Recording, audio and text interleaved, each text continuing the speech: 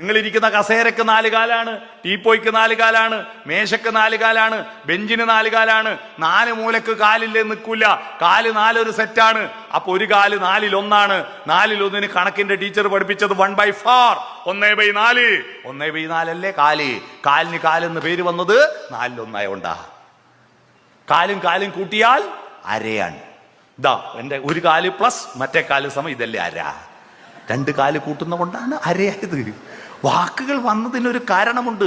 എൻ്റെ നാട്ടിൽ ഈ സാധനത്തിന് പറയാ ബറതാങ്ങി എന്നാ. ബറതാങ്ങി പ്രസംഗിക്കുന്ന ആക്ക് വിറക്കുന്നുണ്ടെങ്കിൽ താങ്ങി പിടിക്കുന്നത് കൊണ്ട് ബറതാങ്ങി.